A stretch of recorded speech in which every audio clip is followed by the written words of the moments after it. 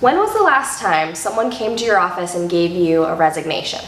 We all know it's not the most fun part of the job, right? Someone knocks on your door, hey, I need to talk to you about something important, and they're putting in their 2 weeks notice. And unfortunately, it's happening more and more right now because the labor market is so hot.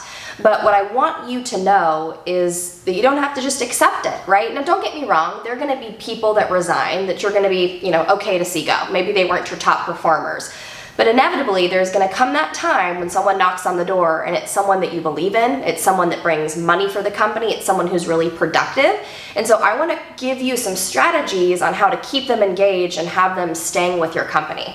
So first things first, what you need to know is that employees might not really want to leave. Because the market is so intense right now, people are getting significant increases in pay. And it might not be that they were actively looking, it was probably that they were approached. And so I want you to realize that a lot of times when people are putting in their resignation, they really don't want to leave the company. To be frank with you, most people have a fear of change. And so accepting this new job is probably something that they really struggled with. It's something that they tossed and turned at night. They went back and forth talking to their partner, to their trusted mentors, maybe to their parents. And they were scared about that next step. And so you really have the ability to use that to your advantage. So there's two things you need to do. Number one, you need to find out the why. And then second, you need to put it on paper. So let's talk about the why. You need to have an open conversation, with the individual who's putting in their notice. Man, Joe, I'm so sad to hear you say that. So, what is it that has you looking elsewhere? What do you like about your job? What don't you like about your job? Do you feel fulfilled in your day-to-day? What kind of growth are you looking for? Where do you want to be 5 years from now? And if you start having that conversation, you're going to find some information that you probably didn't know about maybe some issues they're having in their current environment. But you could also flesh out how you can solve for those things down the road, right? And potentially this other opportunity is not going to solve for that. So the first thing you need to do is you need to get these people talking. Now, once you get them talking, if this is somebody that you want to stay, you need to put something on paper. And there's three things that I would encourage you to do.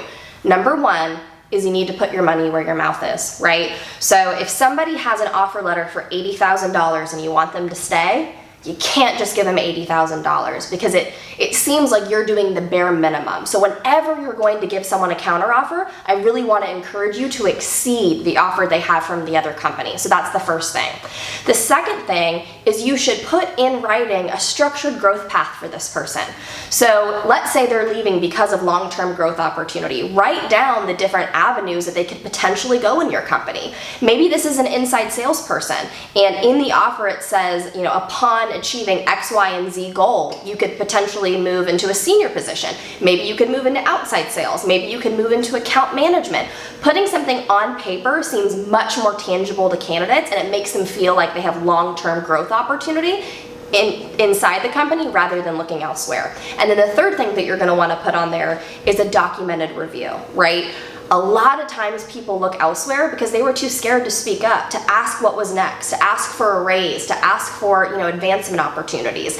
And so if you put in 6 months, we're going to revisit this conversation, or in 1 year, we're going to have a merit review and talk about how far you come and different options for the company, that again makes someone feel very engaged. It makes someone feel excited. It makes them feel seen. It encourages them staying long term. So if somebody comes knocking on your door this week and they're putting in their resignation, I don't want you to panic, and I want you to think about these strategies and how you can implement them in your day-to-day.